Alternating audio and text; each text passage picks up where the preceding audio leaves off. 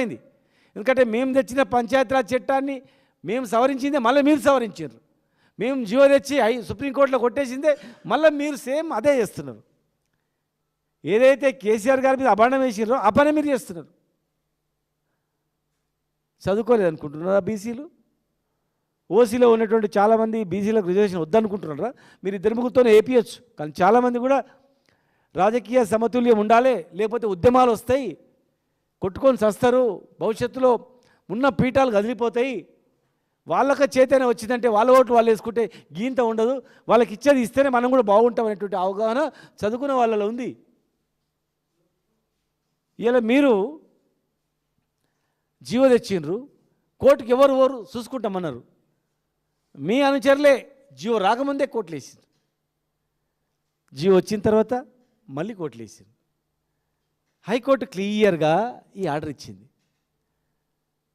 మీరు election schedule ఇచ్చినా 8 లోపల మీరు ఇచ్చినా మా తీర్పుకు అనుగుణంగానే ఉంటుంది, మీరు ఇచ్చిరని చెప్పి ముందుకు పోవద్దని చెప్పి హెచ్చరించింది. కానీ మీరు ముందుకు పోయినరు. మీరు 9th నుంచే మొత్తం ఎలక్షన్ ప్రాసెస్ స్టార్ట్ అయిపోయింది. 9th అక్టోబర్ నుంచి. అంటే మీరు 8th వరకు ఎలాంటి చర్యలు చేపట్టదని చెప్పిన తర్వాత, చేపట్టినా కూడా మీరు కోర్టు పరిధిలో ఉంటారు అని చెప్పిన తర్వాత, అనేక రాష్ట్రాల్లో ఈ జీవోలు చెల్లవని చెప్పి మీరు చూసిన తర్వాత, ఇలా మీరు ఈ జీవోతోనే మీరు ఏమనుకుంటారంటే జీవో ఇచ్చినాము కోర్టుకు పోయినారు మేమేం చేయాలి అనుకుంటారేమో. ఈ జీవో చెల్లదని మీకు తెలియదా? మీ ఆత్మసాక్షిగా మీరు చెప్పండి. ప్రభుత్వంలో ఉన్నటువంటి మీరందరూ కూడా, క్యాబినెట్లో ఉన్న మీరందరూ కూడా మీరు ప్రమాణం చేసి, రాజ్యాంగం మీద ప్రమాణం చేసి మీరు పదవులు తీసుకున్నారు కదా, మీ మనస్ఫూర్తిగా ప్రమాణం చేసి చెప్పండి, ఈ జీవో ద్వారా ఇది అమలు అవుతుందని ఈ భారతదేశంలో ఏ ముఖ్యమంత్రికి తెలియదా? ఏ ముఖ్యమంత్రికి తెలియదు, మీకొక్కరికే తెలిసిందా? మరి అన్ని 8 రాష్ట్రాల్లో ఈ జీవో ద్వారా ఇస్తే కేసు కొట్టేసిరని చెప్పి మీకు తెలియదా?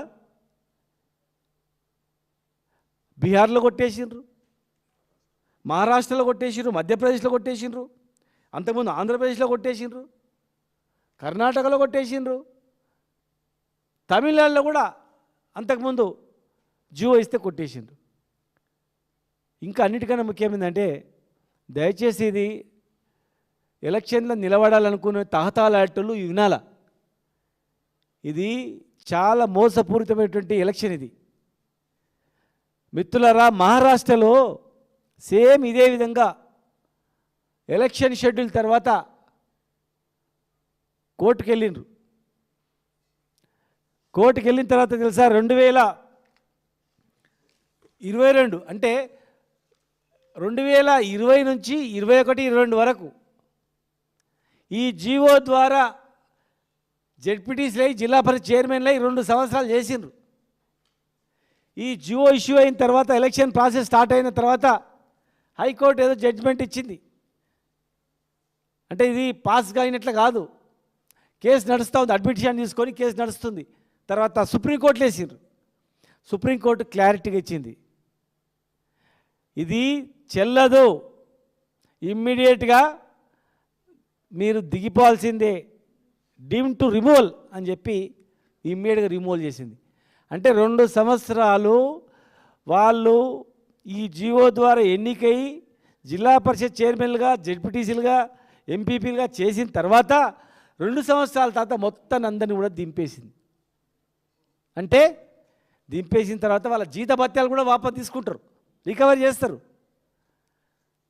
ఇలా కష్టపడి భూమి అమ్ముకొని, బంగారం అమ్ముకొని ఎలక్షన్లో పోయి ఎలక్షన్లో నిలబడి గెలిచింది. ఒకవేళ మీరు ఏ ధైర్యంతో ముందుకు పోయినా, అరే కోర్టులు వేసిండ్రు, కోర్టులో రేపు ఏం జరుగుతుందో పెండింగ్ అట్లే ఉంటే ఎలక్షన్ చేద్దాం, ఎలక్షన్ చేసిన తర్వాత బీహార్ ఎన్నికల్లో ఇచ్చేసిన 47% చెప్దామని అనుకుంటుండొచ్చు.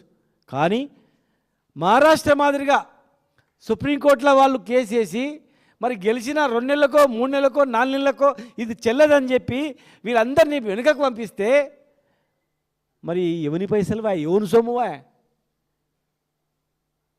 42% అని పిచ్చిదమని చెప్పి వాడు పెన్లాం పిల్లల మీద ఉన్నటువంటి భూము బంగారం అమ్ముకొని ఎలక్షన్లలో నిలబడి దివాలా తీసి గెలిచిన సంతోషం లేకుండా